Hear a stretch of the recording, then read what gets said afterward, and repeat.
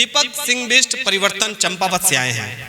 वीर रस की रचनाएं करते हैं और आग्रह यह है कि बहुत सारे लोग यहाँ बैठे हैं, सभी को एक दूसरे से चर्चा करनी है, काव्य पाठ सुनना एक दूसरे का, संक्षिप्त समय में करें तो ज़्यादा बेहतर रहेगा और हम सब एक दूसरे को सुन पाएंगे। और वरिष्ठ लोग बड़ी मात्रा में यहाँ बैठे हैं, इसका ध्यान रखिएगा। परिवर्तन जी यहाँ आए, अपना काव्य पाठ करें।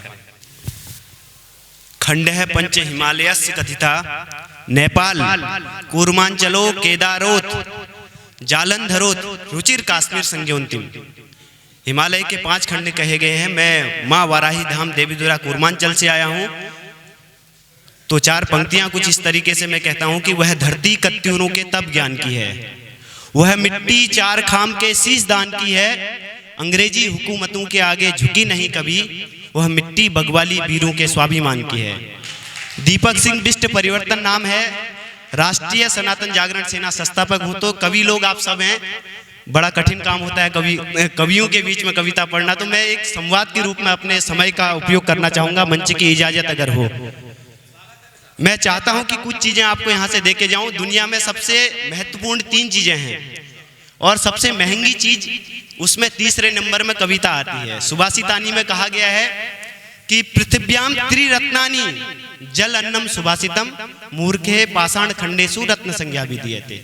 तो कविता के रूप में अपना विजिटिंग कार्ड दे देता हूँ, सब लोगों के समक्ष एक पंक्तियाँ रख रहा हूँ कि मैं तो कीचड़ हूँ उछाला जाऊँगा, मैं तो कीचड़ हूँ उछाला जाऊँगा, तेरी पाकीजा पे सवाल जमाना करे, तू खुद में उतर कर चंदन सा निखरना, अपनी नजरों में न गिरना।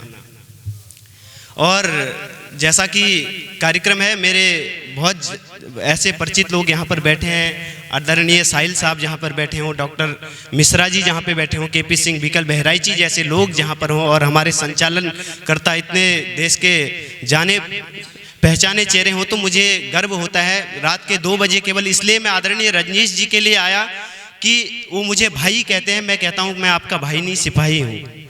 जब देश के लिए सुरक्षा के लिए अभियान में जुटे हुए लोग संकल्प धारण कर लेते हैं, तो हम जैसे कवियों की जिम्मेदारी होती है उस मंच में आकर उस आवाज़ को बल देना, उस व्यक्ति को सामर्थ्य देना जो इतना बड़ा उद्देश्य लेके चलता है।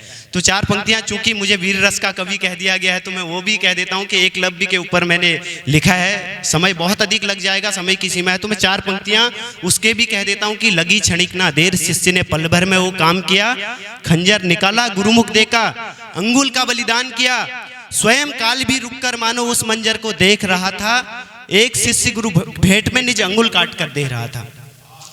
तो 4 पंक्तियां अंतिम में मेरे भाई ने मुझसे पूछा कि ये लोग यहाँ पर आए हैं, कोई उम्र में 20 वर्ष का है, कोई 40 के हैं, कोई 75 वर्ष अमृत महोत्सव की ओर जा रहे हैं, तो ये क्यों आए हैं? तो मैंने उनसे कहा कि ये तुलसीदास के पथ में चलने वाले लोग हैं।